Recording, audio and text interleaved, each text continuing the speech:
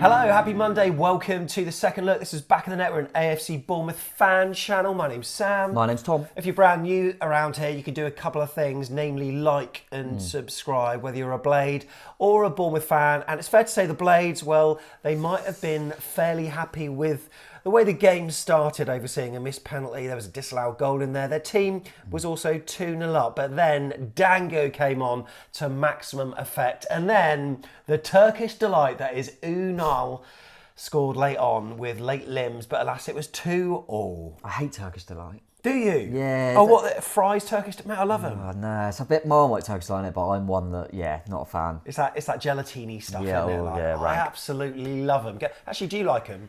Let us know, yeah. Let us know your comments on Turkish delight. That shows that you just didn't beat bottom of the league, doesn't it? We're talking about Turkish delight. But as you said, mate, the subs was the main positive, I think, the way they impacted the game. That really changed everything. There might have been negatives as well. We are going to discuss it. It's going to be a shorter review of the game, maybe about 30, 40 minutes. We've got Luton, of course, around the corner. Is it 1 point gained or is it 2 points lost?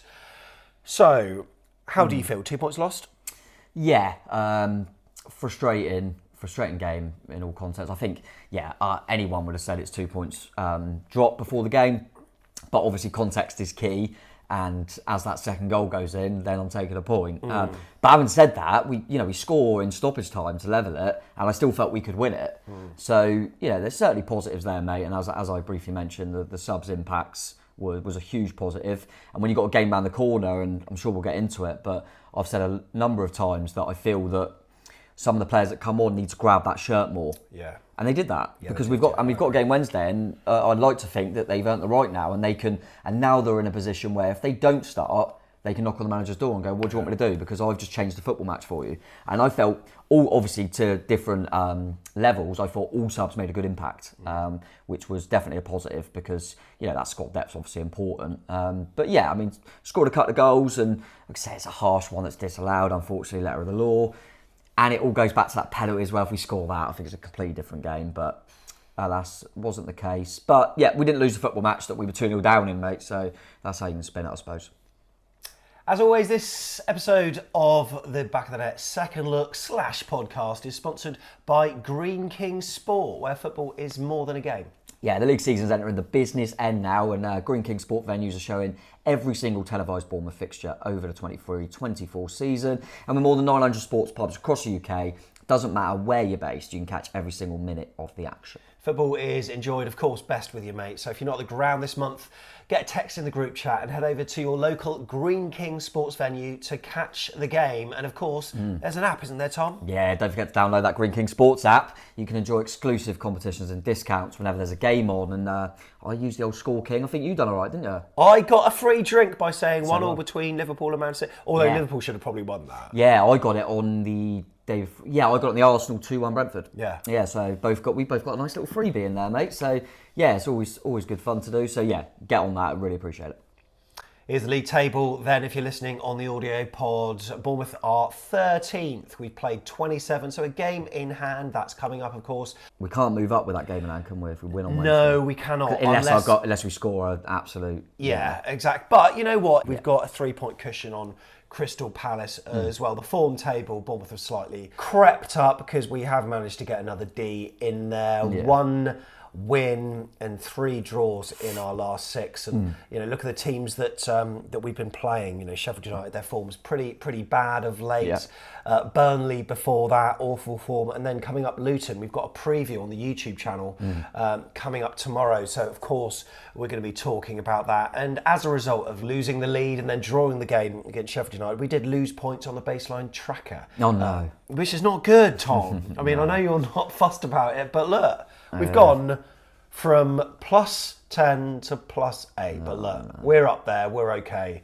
We're doing all right. Yes. Okay, I don't really know where we begin with this. I suppose let's go for the team lineup at 2:00 when Tyler Adams was on the bench, and you said it, didn't you? I got it bang on. Got 11 out of 11 actually. Well done. Nice to see Adams back on the bench. Obviously important that Don was obviously deemed fit, and we all knew that Celestia was out and Mepham was going to be in, really. Apart from a few little murmurings about Kingsley Wellens. Yes, He was on the bench, didn't make an appearance. So that was a clip that was... what station was it on? BBC Radio 2. Gabby Roslin was sitting in for Zoe Ball. Because I listen to The Breakfast Show a lot, apparently. She won on the ball, was she? Yeah. And then like 7 minutes past 7, like they do this thing called a 5-word weekend. Your mate Jake... Yes. Oh, my mate too, but he put on a group chat. They do a feature called the 5-word weekend. And my 5 words, nephew making Premier League debut. This is in the football. He's called Max Kinsey and he's playing for Bournemouth from a very excited Uncle Lewis. Oh, Max, I hope it all goes really well and congratulations. What an amazing thing to do. Max Kinsey is going to be playing for AFC Bournemouth this weekend. So cue loads of FPL people thinking, hang on a sec, who's this lad? Let's go and have a look what's going on. It got spoke about on the forums and on Twitter and stuff. And what's your thought on that? Do you think it's a case of Iraola maybe said, I don't know. Like you might get minutes? Well, it seems bizarre because something being lost in translation here. One, no one's going to lie, surely, about their nephew being Max Kingsley Wellens of Bournemouth.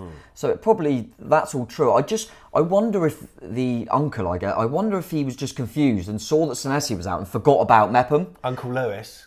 Maybe he just literally forgot about Mepham. Yeah. And when, oh, hang on, Senesi's out, he's the only other defender. Yeah, he must and be just playing. completely forgot because it was weird and he didn't really warm up like he was ever going to come on. No. Yeah, I don't know. But I think Iraola in the press said, "We'll see." Yeah, but then that's what you. But it did get me wondering. Like, my goodness, is there going to? And I thought if Sheffield United sort of hear of this, they could smell blood, and that way certain players are always targeted when they come on for a debut or whatever. Thankfully, it didn't turn out to be the case, although we'd love to see him make a Premier League appearance this season. Maybe it will happen. But other than that, bang on. Yeah.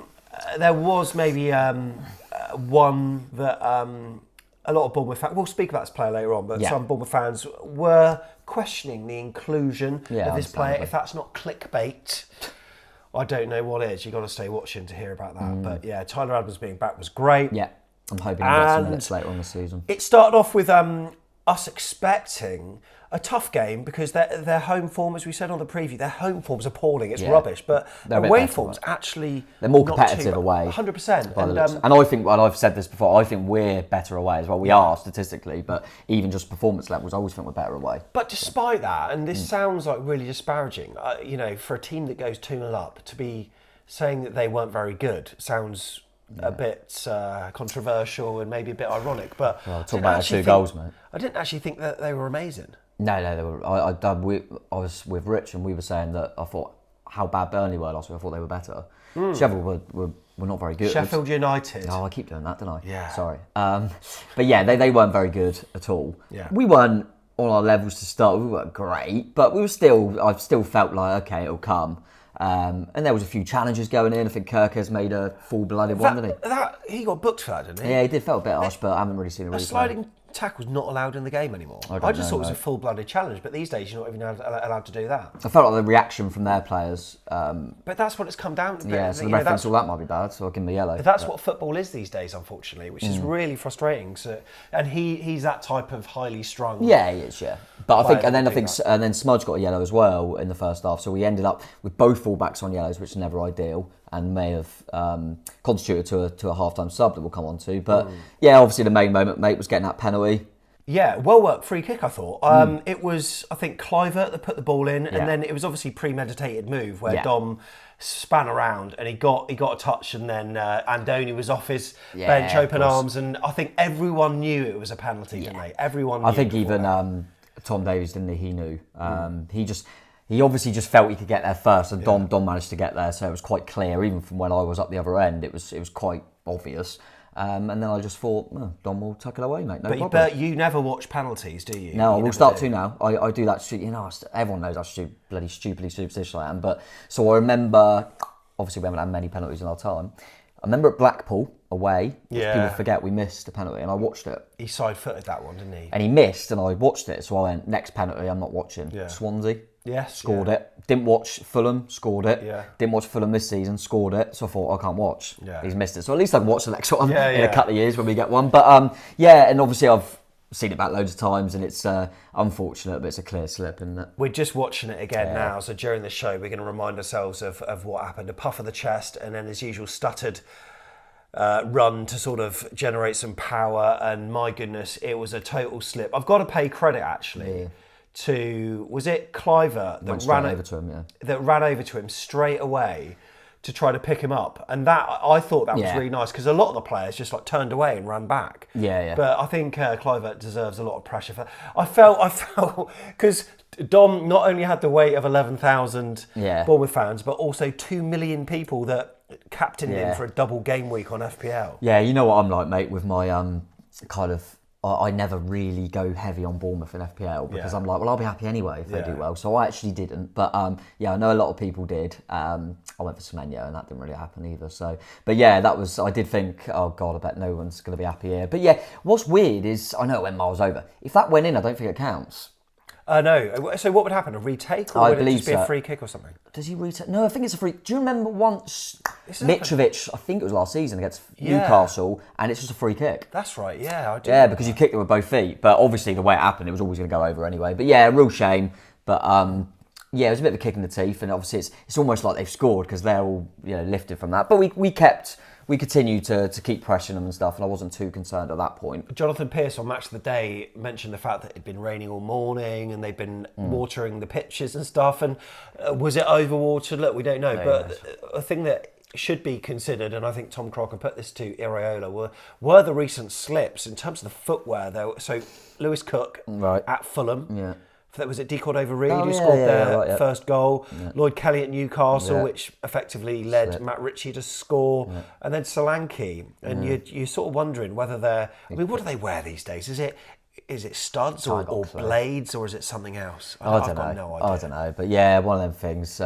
Frustrating. They got and Iraola said, it concerns me. And he did look, Dom done the usual like you would. He looked straight at the turf, didn't he? Which I would have, even if it wasn't for that, but it clearly was. And then, like I say, Mel, I still felt very, very comfortable at that point because they weren't really doing anything going forward until obviously they did. Well, one thing I did notice actually when I was recording this on the vlog, there was a spell of about 20-30 seconds before the sort of chance manufactured itself where we just couldn't keep hold of the ball at all, and we were just giving it away every opportunity. I think the ball got launched forward, and then Adam Smith cleared and it found them, and then the ball was lumped forward, and then Lewis Cook tried a header and it went straight back to them. So it was like pinball for a bit. Yeah, it was. And then it was played on to the left-hand side. McBurney, and then was it McBurney sort of... How he bundled his way through a few, didn't he? Yeah, it reminded me of like Charlie Daniels against Hull when Dan Gosling scored. That, just opened up for him.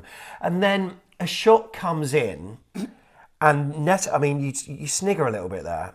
I don't know. I'm still in two minds about this because it was a relatively powerful shot. But Neto parried it. And on the vlog, I say to myself, look, from where I am, I was in the Ted Mac. I couldn't quite tell if it was his issue or not, but either way, it was just... It seems that every time he parries it, it falls straight towards the attacker. But that one, I mean, he's got a time to parry that away from goal. He literally parries it in the one place you don't want him to parry it. Yeah. I don't know, it's happened too many times, I would say. I don't know, it's not a glaring error because he's saved the first attempt. Yeah. But he's got to do better there for a Premier League goalkeeper and captain. That's not good enough, mate. Look, that is straight down his front. That is not good enough. Yeah. One, I don't personally believe it was powerful enough to have to parry it like that. I think he could have even maybe held it. But every goalkeeper knows, I've played a six-side a few times in goal, you know that if a shot comes like that, the main thought has got to be parry it away from goal. He parries it like it's an assist. But can I just pull you up on what you said on the fan cams? You could have put your foot on it, stopped it and picked it up. You wouldn't have done that at that pace. Watch it again. Right, we're watching it now. Right, you watch when he kicks it. There's no way. Watch it when he kicks it. You're telling me that you couldn't put your foot out and stop that ball? I don't. I think it was going at some pace. Okay. But... Even if it was, I think I would be... I'm not a goalkeeper and I'd be well annoyed if I parried that straight to him. I thought that was poor. That was his first Premier League goal since September. He's one of their better players, I think. I do like him. He was good when he was at Cov as well. There's a conversation that's brewing, and it's probably only to get worse when we describe what happens later on with regards to our goalkeeper. And we've said it on recent shows. I said it a long time ago as an unpopular opinion. That smacks as an "I told you so" comment. It's not supposed to be, but there have always been these kind of doubts about him. Yeah.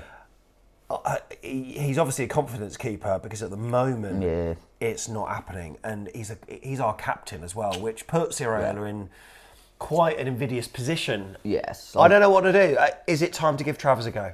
Is it? Difficult one, isn't it? And I think, obviously, without knowing the finances, I would have thought he'll be one of the highest paid players as well. He's been at some massive football clubs. I've always kind of said it, as I say, I've just never been convinced. What I would say is I think he's really likeable. I think he's a really good character, and I can imagine, and from things you've heard, I bet he's great in the dressing room. I think he's understandably the captain, speaks a lot of languages, all that sort of stuff. But as a goalkeeper... Ethan Laird was a good character, but he never played. As a goalkeeper, if you want to just talk about goalkeeping, never been convinced. I think he's, what is he now, mid-30s? And I've said this on the fan cams, never been a number one anywhere. He's only ever played a certain amount of games through injuries and cups and stuff because he's always been a backup. That screams to me he's a good character and he's a good number two. And, this is not, this is not scapegoating. This is not piling into an individual player. This is literally just what we see, and it's not just us. You can see sort of people in the local media, like if you listen to the commentary, they are scrutinising Neto in the same way that we are here. And I just look back at all the things that have happened this season. I'm just wondering how many points has he cost us, because it must be a fair few. I would argue that because he's made saves this season. We said it last week. I mean, you can argue that. The free kick save at Burnley was amazing. Yeah, of course. But also, there's no professional goalkeeper in the world that doesn't make saves. Yeah. That's what they're supposed to do. They will make saves. And he does make saves. Well, I mean, look at these stats, these goalkeeping stats that we've pulled up from, this is from the Vitals Forum, who's putting him 9th in the Premier League. It can't be that bad. No, I know, but I never like goalkeeping stats as much. And the reason I say that is because there can be a case where lower goalkeepers, so say Kaminsky at Luton, for example, is going to face so many more shots than Ederson, so Ederson's not in there. Yeah. So Ederson's a better goalkeeper, but he doesn't face the shots. True. So if you're near the bottom of the league, you're going to have more shots on you, aren't you? But what I will say is I think he's made some saves, of course. I'm not saying he hasn't. Do I think he's kept us in more games than he's cost us? No. Yeah. That's just my opinion. Do I think we've got loads of brilliant goalkeepers that are better than him? No, not really. And I think I'm not suddenly bigging up Travers as unbelievable, because I don't think Travers is unbelievable. I think he's still got a lot of flaws to his game. But if you mark Travers now, who got recalled from a team where he was playing every single week, he'll be saying, what do I kind of need to do to get my chance? Because the goalkeeper keeps costing us. Yeah. There might be a case, maybe in a few more games' time, where it feels, even though I feel it's the case, but it feels like we are definitely safe, that he can maybe then word it more. So I just want to see what Travers is like, because, we're in a good position now, blah, blah, blah. Well, also, that would improve the atmosphere as well, because we've got a song for Travers. I mean, we're a fan base that... Hey, our song for Neto is... I mean, yeah, but, are brilliant. I think, some of our biggest players over the years, Steve Cook, Frano, never had songs. Frano. Oh, good, cracking. So, but Mark Travers has, and I thought the atmosphere was pretty poor again. And Chris Temple even said the South Stand outdid the North Stand in terms of atmosphere. It's because I was in the South Stand. Yeah, I was going to say, yeah. No, it's a weird one though. I think if you're in the North, you think, I didn't hear the South all game. No, and then if you're in the South, you probably say the same. Problem is the South Stand noise, I think, sort of goes up into the roof a lot more. I think the design of the North Stand means it protrudes a lot more, and it sort of... it gets broadcast much better. But, mate, it's such a tough one, and I feel... It is a tough one, and like I say, he's... I don't like, criticising our players to the extent that we perhaps have of Neto recently. And I almost, like I say, because I quite openly said I don't really rate the guy as a goalkeeper. I loved that last week I could go, bloody hell, was I wrong this week? Because he was brilliant. And I loved being able to go, and as we say a few times on the Telegram group we have... I'd done the player ratings last week, and I went, I'm giving Neto man of the match, because from a personal point of view, they're the type of performances I want to see. Away from home, making big saves. Then he started catching stuff. And I thought, that's what I want to see from my captain and my goalkeeper. And I thought, hopefully he can kick on there, a bit of confidence. And I'd rather be proved wrong. Absolutely. And just for him and later in the game, you'll prove, I bloody was on this occasion, so love it. Yeah. But just not. And I think a case that a few people are making now, which I kind of understand as well, is if you've got two goalkeepers and you're not really sure, and the number one's not really playing, and you're in a pretty decent position in the league, do you go, well, Travers is more the future? Yeah, well, Neto's not going to get any better. For succession planning, it does make sense to play Travers, because we don't know how we must have the most registered goalkeepers in the league. And we got a goalkeeping issue. It's a weird one for me. We've got, a young goalkeeper, relatively young in goalkeeping terms, lack of experience in Travers that we decided to recall and then not play. We've got a number 1 who's always been a number 2 and is not playing well. We've got a number 3, if you like, on loan that clearly isn't fancied, and then we've got number 4 who's there for vibes, really. Yeah. It all seems a bit weird, but we brought in another young goalkeeper who's gone out on, obviously, a long-term one, and then we've got a goalkeeper out at Kilmarnock who's doing really well. So we've got all these goalkeepers, and I don't think we really know what we're going to do with it all yet. But yeah, listen, it is what it is. I think the main thing for me would be, either we give Travers a chance and he plays well, brilliant, or on Wednesday, as I'm expecting, we play Neto, he makes a few early saves, and then we go, okay, we'll be fine. At least he hasn't made... My concern is, when you've had a game like that, against a team like Luton, that will obviously talk about the way they play and they're very effective as it, only takes one ball in the box, he flaps it and they score, and then it could get a bit... Yeah. Ugh. And you don't want to see that happening, and obviously there's a few players at the moment that's starting to happen to, that they're having a bad time, and then if it continues, then it starts getting a little bit in the crowd. And it was a funny game the way it sort of transpired in the end, because we had a number of shots. We had that Semenyo header, we had Kirkes cutting in on his left, forcing a good save. We had Christie that was, firing high and wide as per usual. In the second half, we can go on to mention a whole host of players that were just not hitting the target. I mean, clinicality's been the factor for us that's been worrying, to certainly say the least. I don't know what it was. I just, we played some all right stuff. We were clearly the better side. We had more of the ball. We were playing in their half a lot more. But in the final third, we just weren't at it. And that's been the same for a long time now. And then they have a corner. Oh, mate, don't. And... let's not go into it too much detail, because we just spoke about Neto. But and it's obviously clear. It's absolutely shocking goalkeeping. How he hasn't called that, I don't know. The punch, is it a punch into the back of Solanke? Yeah, it is. Let's be frank, quite a pathetic punch from a goalkeeper, isn't it? Really, that's kind of something you'd think if a player went in goal and they're trying to do something. Really poor. And obviously, because and then he tries to keep it out and it's too late. But yeah, it kind of started as I expected. We made a change that I kind of anticipated. Wasn't sure who exactly we'd go at fullback, but I thought one of the fullbacks is more likely to be Kirkes, both on yellows. And then I saw quite quickly at half time that a few reports coming through, it looks like Dango's going to come on. So I thought that'd probably be a left back. He's done that a lot now. Came on, I thought, first few touches, I thought, it's not quite happening. And then we made the double change of Unal and Cini coming on. Yeah, let's look at the match timeline. That shows it there. 62 minutes that was it? Yeah, so relatively quickly in the second half, I guess. It was literally just before they scored, wasn't it? But obviously, they haven't really got a chance to get into the game. But then I felt the impact started happening, because suddenly Cini and Dango down that left... When you're pushing, when you're really pushing, I think that's when Dango comes into his own in that position, really. Yeah, and he's done really well. And he was brilliant when he come on, but I also felt that it was the connection with Cini. What Cini does so well, as we all know, is he just runs at people. And first few touches, he beat a few men, and you could see they tried to kind of almost double up, and they were worried about him. And what Dango done really well was he knew that, so he let Cini have the ball and just ran past him. Yeah. And then Cini could just go, I'll either take you on, or I could just let it off to Dango. Yeah. And there's a few times Dango put crosses in that I thought, they're good crosses. Yeah. And it was frustrating that people weren't getting on the end of it. And I think that's why you also put Unal on, because you thought, I need another body in there. But yeah, obviously, I've been saying for a long, long time with all our subs, but in particularly that Dango, because Tav has been off it, that these players, when they come on, need to grab the shirt. I personally don't think Dango's done that enough. He did it. He did it. He was absolutely brilliant, and so was Cini. But Dango, the reason I've said it is that it's been, we're March. It's his first goal of the season. That's his first assist of the season. Yeah. So I think that's quite evident to why I think he hasn't impacted the game enough.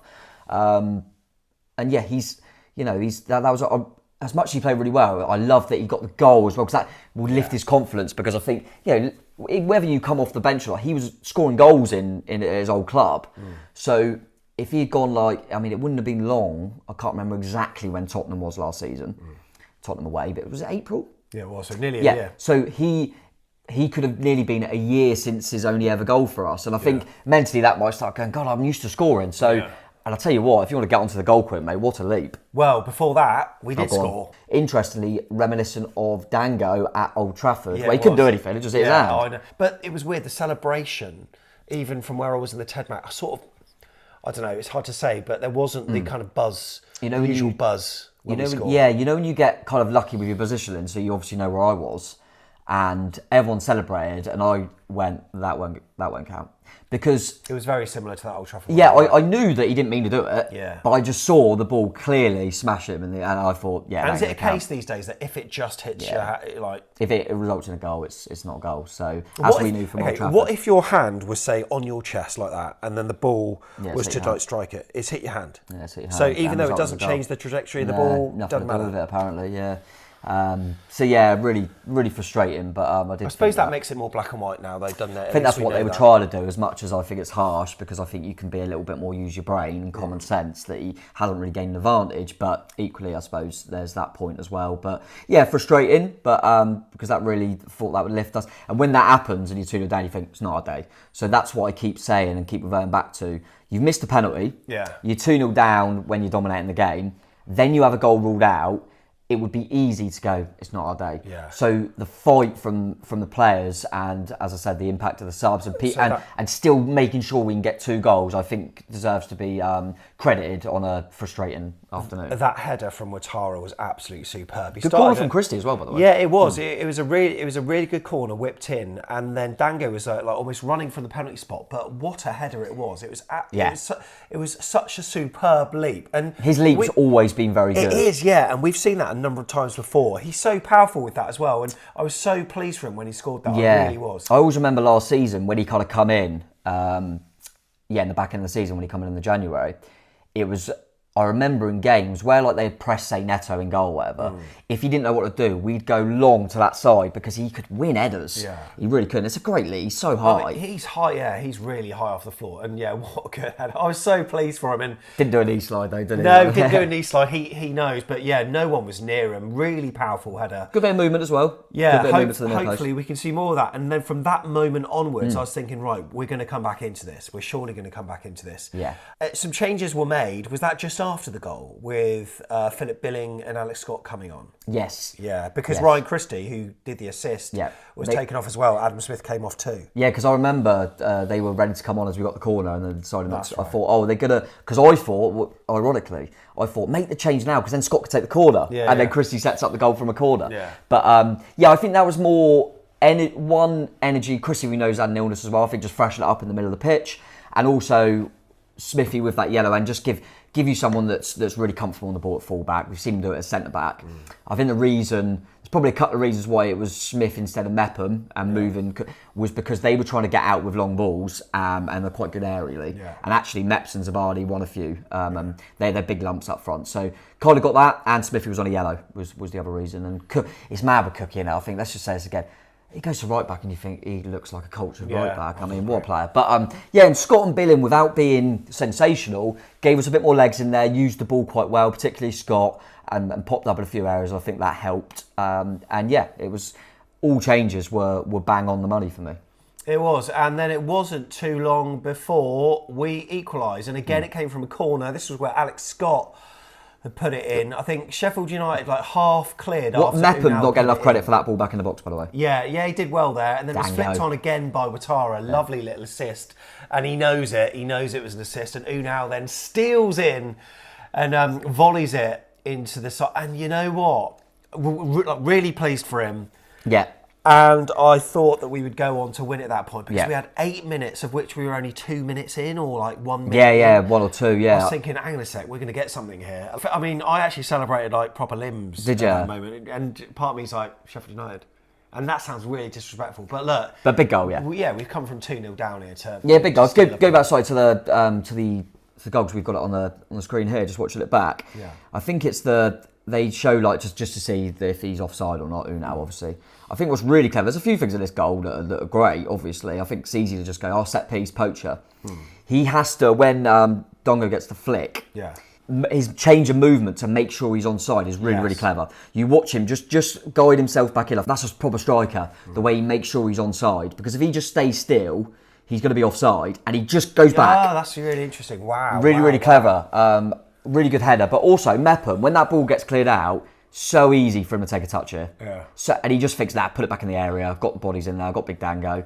And really good finish, mate. And like you say, I felt like, actually, the ball hasn't been up long. We can win this. We can win this, definitely. And then Cini, had a chance. Oh my God. What a chance that was. Dragged it just past the post, but he went on a amazing causing problems run, all game. It's always difficult when you've got a play, because he hit it with his left though, didn't he? Yeah, I think he kind of... And it's always difficult when you're aiming for that side because the angle's not as good. You can't open up your body and just pulled wide, but...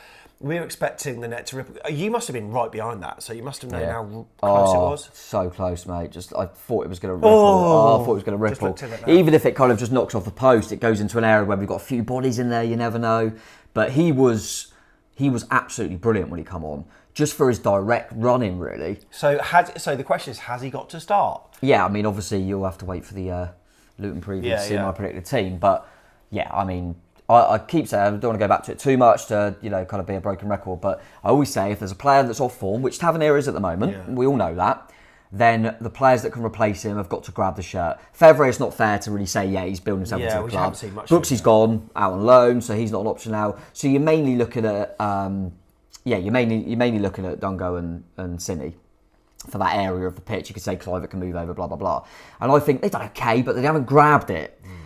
They both grabbed it. And together as well. So I'll be absolutely shocked if Tavernier starts. I mean, it's clear that Andoni's tried to play him back into form. Yes. And look, it's so weird what we say this because he's not been awful. He's not been awful, but he's not been himself, I don't think. And when he was substituted, there are certain notes going around on social media that he gave a hand signal to some of the fans. And look, we know we're in a smaller stadium where players can hear things very clearly. He can read things online, so he's probably going into games with the mentality of knowing that he needs to prove people wrong, and he probably thought he did well in that game. He did all right. I can't think of anything that he did overly bad in that game, but he certainly wasn't himself. So when he is substituted and when he does hear the isolated shout from the crowd, he's gonna react. And sometimes as fans, I think sometimes we don't praise players enough, or they don't know how much they're loved.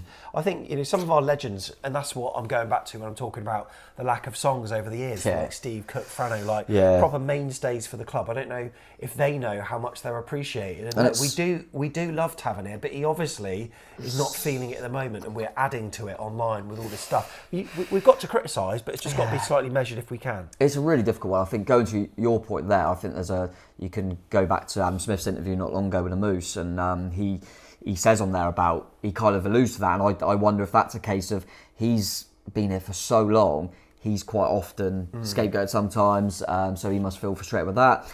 Listen, we know that they all look at stuff, so they all see it. We know that. Equally, just to go against the point slightly, I want to go, so imagine being at a massive football club. You will get it a lot worse. I'm not saying that means it's all right. We're quite placid in comparison. In comparison, mate, Jesus. I mean, I remember Anthony Gordon at Everton, for example. God, the abuse. So, yeah, it's one of them things. And, on one hand, you go, that's the way it is now. But you go, that doesn't mean it's acceptable either. No, it doesn't. Really difficult. I think in terms of Tavernier in general at the moment, it's not happening for him. He's in a really, really bad vein of form. Really bad. I think the reasons he's playing is, one, the reasons I alluded to. I don't think anyone's grabbed the shirt off him enough. And two, I think what he does backwards, he really helps. And I think with Kelly being out, having less security at left back, in terms of it's either Kirkes or Dango, who are going to bomb on a lot, he knows that Tav's a little bit more better defensively. He's played at wing back before for Middlesbrough in particular. But when he's getting the ball and when he's in them areas, which remember last season, he was a massive reason we stayed in this division because of his goals and his numbers. It's not happening. And the longer it goes, the more it gets in his head, I think, and he sliced at a few and scuffed a few. And he's in one of them positions where he needs someone to just hit him and go in. A bit like Dango comes on the pitch, nearly been a year. He comes on the pitch, he leaps for one, it goes in, bang, happy days. And I always think now, Dango's buzzing right now. He must be buzzing right now. He knows he just changed the game, playing. And I think now you've got to say to Tav, it's not happening for you, mate. And the player that replaced you had a good performance. Well, but he'll be fine. He'll be absolutely fine. He's just having a real bad run of it. So what about the potential of playing Ouattara instead of, say, Kirkes then? Because Kirkes is social media, if you read into it. I mean, what's going on? So there was a picture that he posted with him standing next to Raheem Sterling. Where's the context of that? He's almost trying to create his own rumours by the sounds of it. Sterling incoming? All that. And also he liked a tweet as well, suggesting. So I don't know, what was the tweet he liked? I can't remember. Something about links with Chelsea, which are there. But it sounds like this is his kind of Premier League stepping stone. It's just, I don't know. I don't want to put words in No, mouths and stuff. We don't know that for a fact. And he's that kind of... he's a very edgy player, isn't he? You can tell. Yeah, and don't want to read too much into that. And I've listened to a few things like Cherry's Unpicked with Chris Temple and Jordan Clark. They quite often say how, which I understand what they're saying. They were talking about with like one of Billings' interviews recently. And again, what's kind of annoying sometimes is people hate the standard interviews and but then as soon as someone is honest, people get criticised. Yeah. And I know this is slightly different because he just posted the picture. I personally, you always hear a few things, so you can never know the validity of it. But yeah, the few things that I've heard is I'd be surprised if Kirkes is here for much longer. Yeah. But having said that, I try not to read too much into little posts and stuff like that. But yeah, it's not ideal look.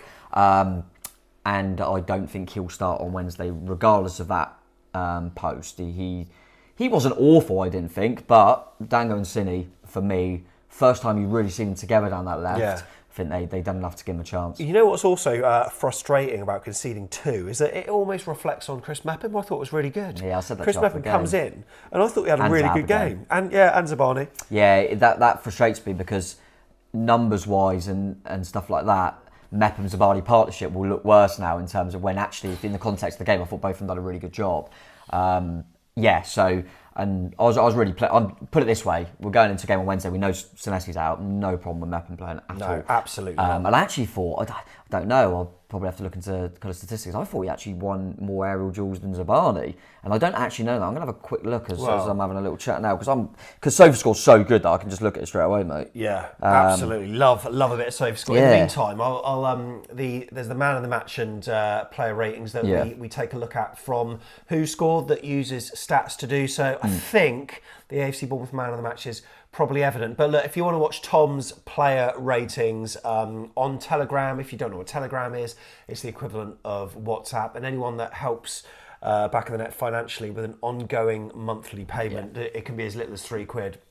It genuinely helps us so much with all the expenses that we need in order to put this channel together. We need to get, by the way, new of these because these mics are nearly broken. Yeah, they do. Do you know how much they are? No, go on. £52 on Amazon. Can we get it any cheaper? Like a twin lapel mic set. If you know anywhere or any wireless ones where we don't have to have all these cables that are good quality, let us know because we really need some for the channel.